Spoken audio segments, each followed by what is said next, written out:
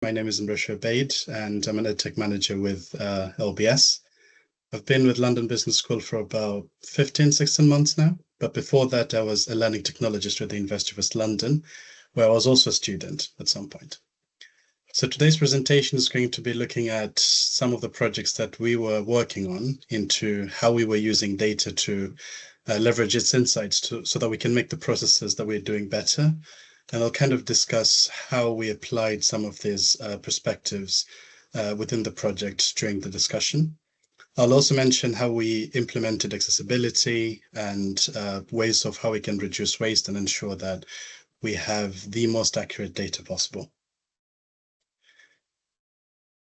So in terms of discussion, these are the key points that we'll be looking at. Things related to just analysis in general. I'll talk about the ETL process. I'll give a bit of a background of the project itself, nice and brief. I'll talk about the tools we were using, particularly Power BI as a BI tool, and the analysis we took, the approach we applied, challenges we faced, things we found throughout the way, and of course, we'll look at the recap and more. So a very quick description of what just general data analysis is. In layman's terms, it's simply taking data, analyzing that, getting insights from it, and from that, you then set up what you need to do. For us, it was more to use that data to answer a question or hypothesis that we had shortly. But at the same time, you could use it for purposes of either introducing something new, changing an existing process. So this is all part of just reducing that waste or saving your processes and make things better, more or less. The image you're seeing down there, it's just more of a representation of the process of data analysis as a graphic. The ETL process pretty much fits into it. It's basically short for extracting, transforming, and loading data. And it's basically the approach that most BI tools use, particularly Power BI, for instance.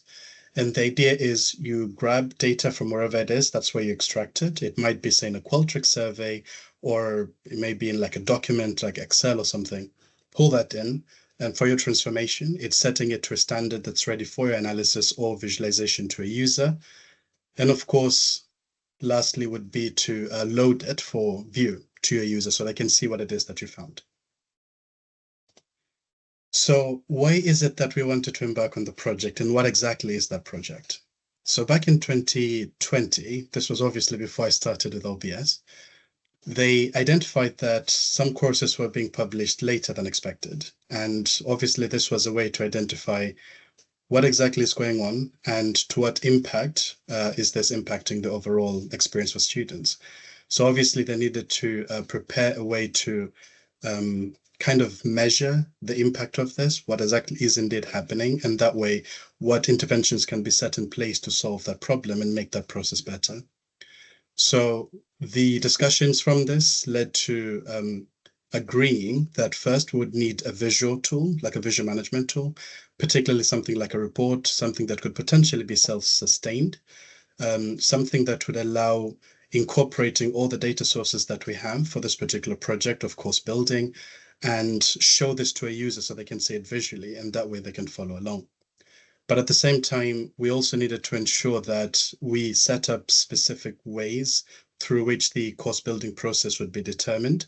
And this way it can set owners to the person so they know what they need to do when it needs to be done.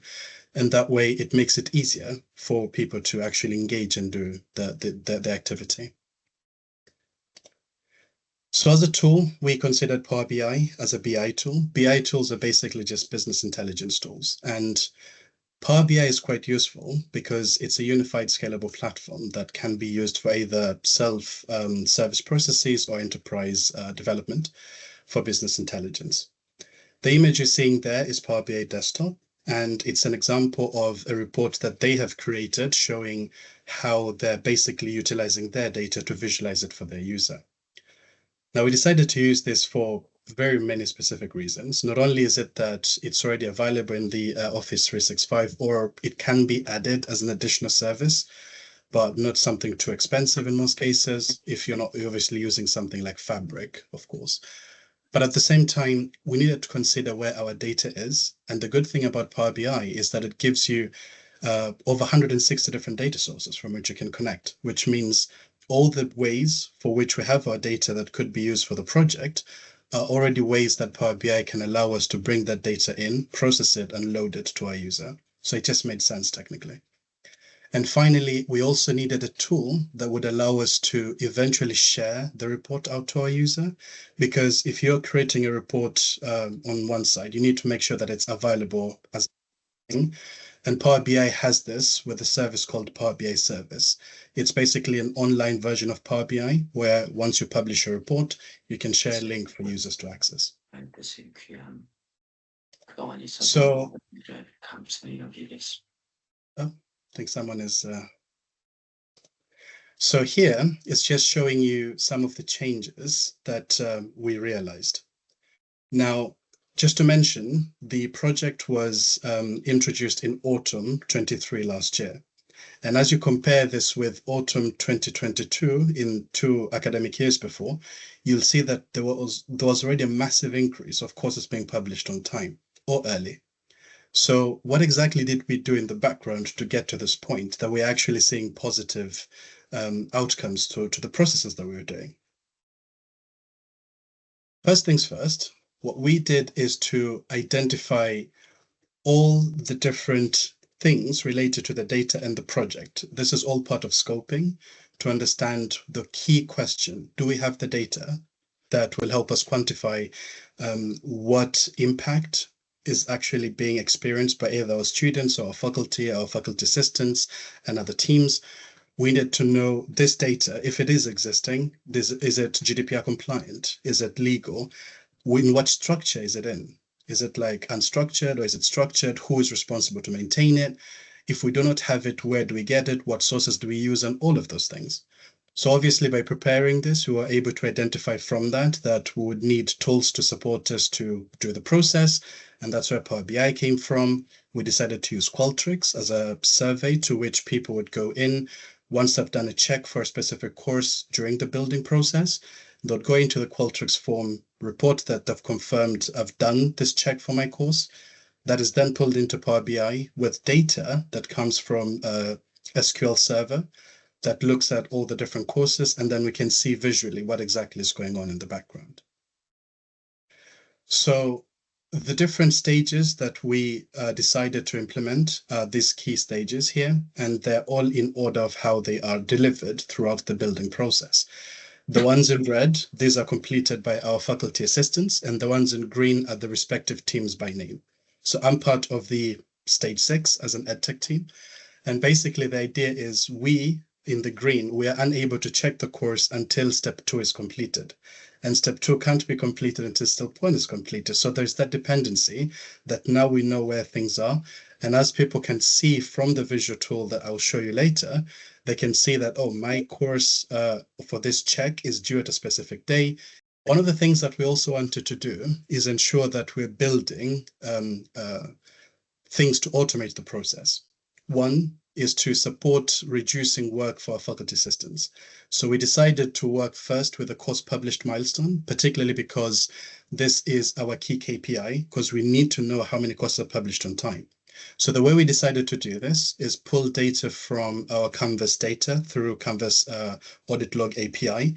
And pulling that data, we grab the publication date and include that in our report. Now I'll talk about some challenges we experienced in that as well. So obviously, no project can actually happen without challenges. And unfortunately, we did experience a fair share of our own. The first of which is just the general knowledge and expertise in the team. As I said, when I first started in the role, it was literally a week just before this particular project was actually launched as a report, after all the work had already been done before I started.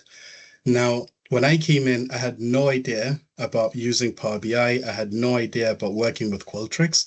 I knew them as tools. I had some understanding as some bits and pieces of data analysis from my program, but it wasn't to the point that I could actually do the thing professionally in a job. So there was that gap there.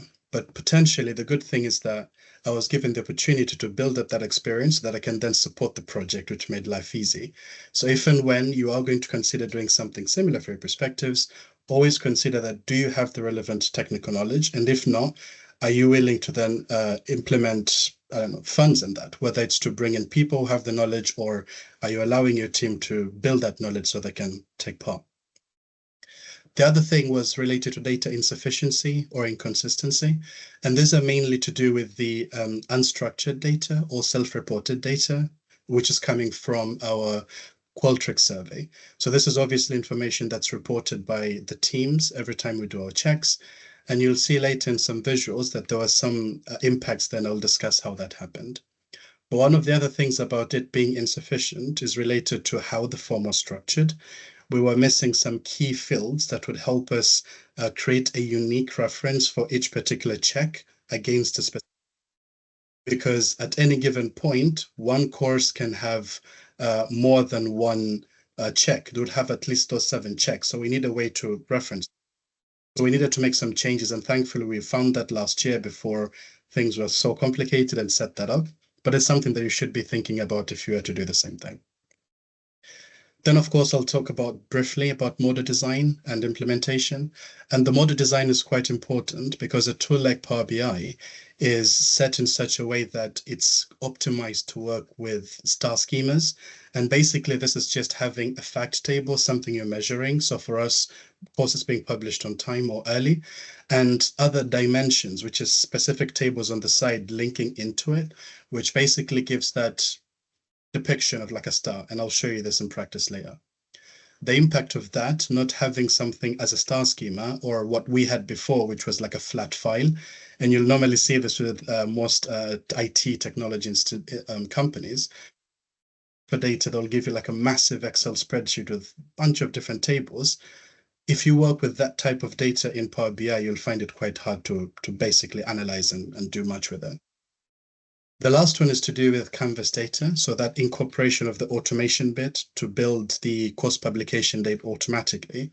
We experienced some challenges there, which is something that's currently ongoing. The first of which was just to, again, the general knowledge, working with APIs, pulling that knowledge in or that information in. But once we solved that, then we experienced another issue, which is related to how the data is structured from Canvas, which is our VLE.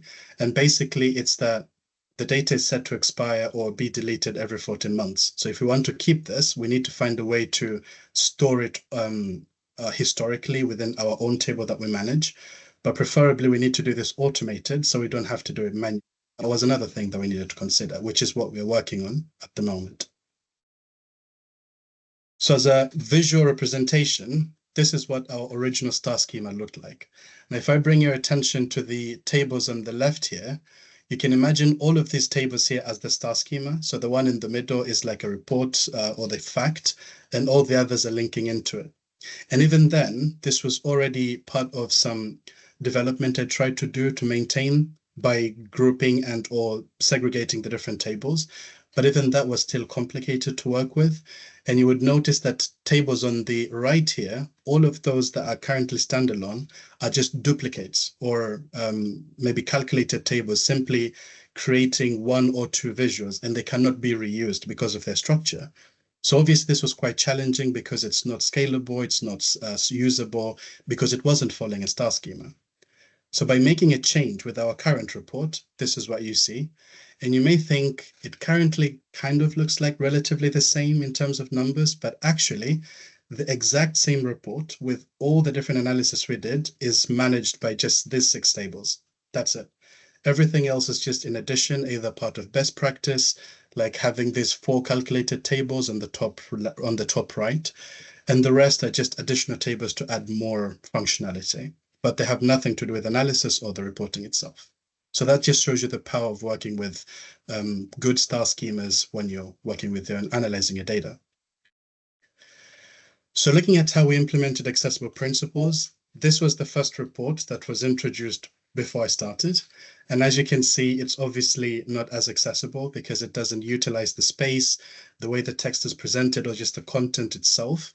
It wasn't usable for users who may potentially be dependent on alternative technologies or may have any physical disabilities or may be differently abled. It's hard to navigate through this content. So the first thing I did was to address that, to try and introduce a potentially better approach. And that was the first iteration of the design I implemented. And following feedback from colleagues and of course following guidelines, particularly the web content accessibility guidelines, to build more of the accessibility in there, this introduced a new report. And as you can see, more changes are being introduced where we've now saved more of the space, grouping the filters into a filter button on the top right, where we can have an indication as that 0 there. If someone filters something, it will update so they know that their report has changed and all of these things. And again, following additional feedback, we made it even more accessible, which is this is the current report we have right now. Gritty. We experienced yet another challenge, which is to do with working with analyzing descriptive data. So I had to go and look at different alternatives to find ways to which we could do this. And the first of which I identified was lemmatization. And the idea of this is to reduce words to their root. So an example of this is like running, runs, ran, to just run. And once you've done this with the different contents or the different text that you have, you then count the keywords by performing word frequency analysis to see how many times each keyword appears. And once you have this information, you can then display it in some kind of a visual like a word cloud. But unfortunately, this we found that it wasn't as effective because it doesn't show us or give us context. You can see something like ran, say you have it 500 times compared to others, so that will appear massive in the word cloud. But what is it? What is it telling you? What about run that we need to know? Why is it that large? So it doesn't give you that context. So we did not use this perspective. I then looked at another alternative, which is tokenization, and this kind of builds from the first anyway. And the idea is the text that you have, you chunk this up into individual words. So in this example, something like this is a cookie would show this is a cookie. And once you have those individual tokens, the individual words, you then apply lemmatization to group them into their roots, and then count again with the previous perspective of the word frequency analysis. But again, it kind of takes you back to the same thing. And unfortunately, it just adds additional steps in between to get you to the answer, which is one thing that we wanted to reduce, that part of waste. We needed to find a way that we can get the answer quickly, but the answer gives us the analysis we need and the content. So I did not use that one either. Then we looked at another alternative, which is sentiment analysis. Now, this is quite useful for when you're working with ratings of types information, things like feedback from reviews and stuff like that. But the problem with this as well is our data is already issues that people may have identified. So we can automatically expect that majority of the information you'll find, at least in neutral, nothing will be in the positive. So technically that doesn't help us. We already know that there's some gaps that we need to fill to identify how we can solve them. So we did not take that either. The one we decided to take is text classification or categorization. And the idea is you identify key categories that you're looking for. So for us, this is a screenshot that's within the Power BI Power Query environment. It shows the categories we prepared and the individual category texts against each one having keywords. So the idea is the keyword is checked in processed text. And the way you process the text is to remove stop words. So things like this, is, and, them, these are things that don't tell you much, but they're just useful to give more writing context when someone writes something, but they don't tell you much in analysis. So we take that out. Once we've processed this, we pass this through into this categorization. We then assign the category. And the image you're seeing here, this is the other issues table, which is the query in Power BI that contains the descriptive data. And the first bar that shows data hidden, this is the text that's coming from Qualtrics of all the information that has been reported as maybe issues that we've identified, for which has been processed to remove stop words. And then this last column here with another data hidden column basically is the category that have been applied with the logic I just showed you earlier. Once we have this, we can then visualize this quite easily with something like a Pareto chart that now shows us something that's more useful. The categories give us the context of what exactly that issue might be.